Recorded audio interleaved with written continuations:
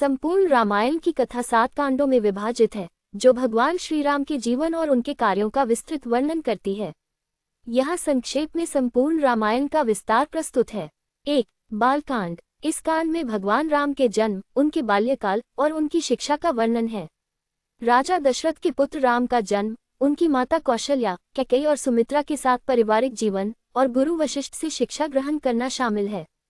राम ने सीता स्वयंवर में धनुष तोड़कर सीता से विवाह किया। 610। 2. अयोध्या कांड। यहाँ राम के अयोध्या में राज्याभिषेक की तैयारी, कैकेयी के 2 वरदान, भरत का राज्य और राम का 14 वर्ष का वनवास की मांग और राम का वनवास जाना बताया गया है। राम, सीता और लक्ष्मण वनवास के लिए निकलते हैं और अयोध्या में भरत का राज्याभिषेक होता है। 25।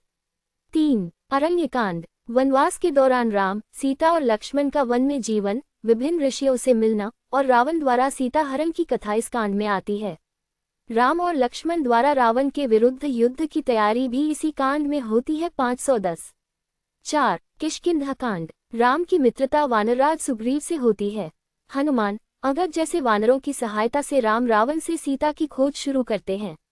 सुग्रीव का राज्य पुनः प्राप्ति और राम का वानर सेना के साथ गठबंधन इस कांड की मुख्य बातें हैं। 10.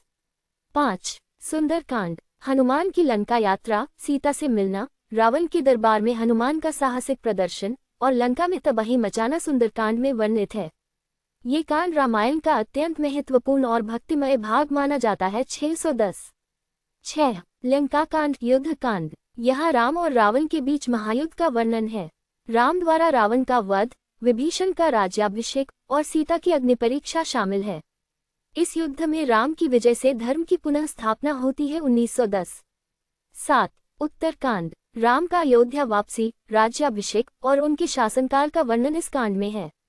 साथ ही लव कुश की कथा और राम राज्य की स्थापना भी यहाँ आती है। 910। ये संपूर्ण रामायण कथा भगवान राम के आदर्श जीवन, धर्म, भक्ति और न्याय का संदेश देती है।